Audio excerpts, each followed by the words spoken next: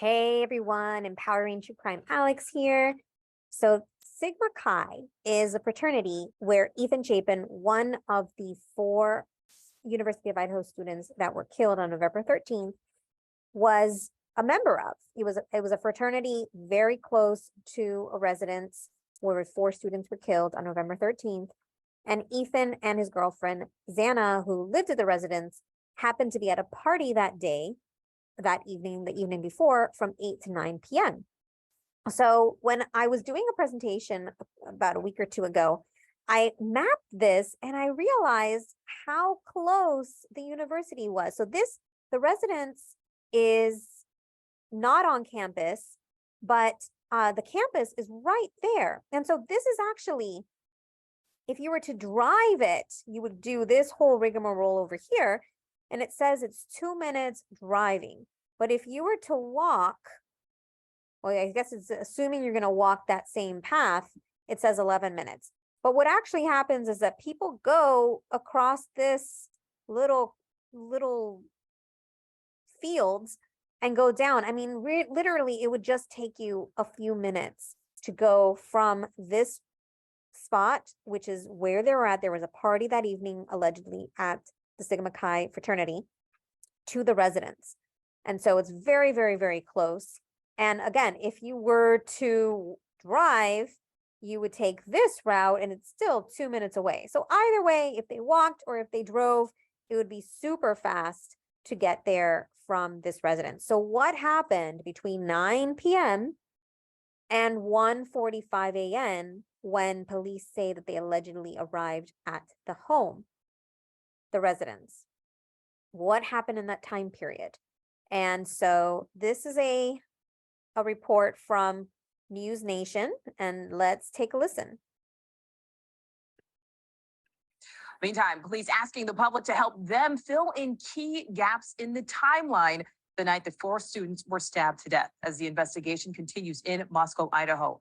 Now, part of that timeline includes a party at a fraternity house where investigators believe Xana and Ethan were at some point before they returned home.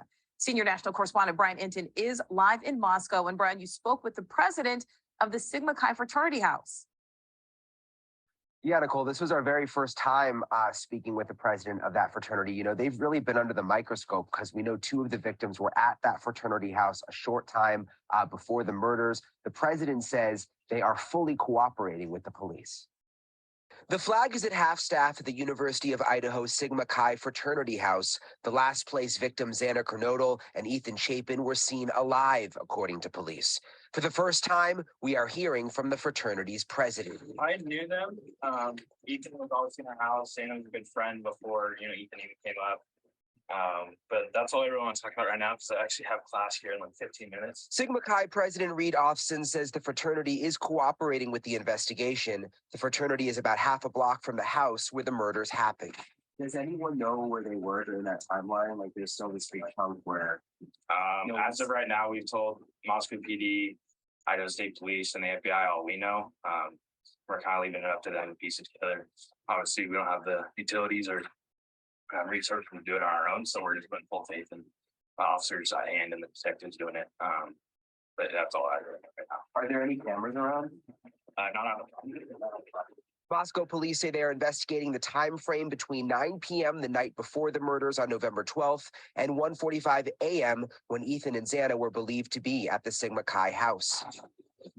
Meanwhile, detectives are not commenting on whether or not they are making significant progress in the case, only saying they have no suspects identified and will not release information at the risk of compromising the investigation.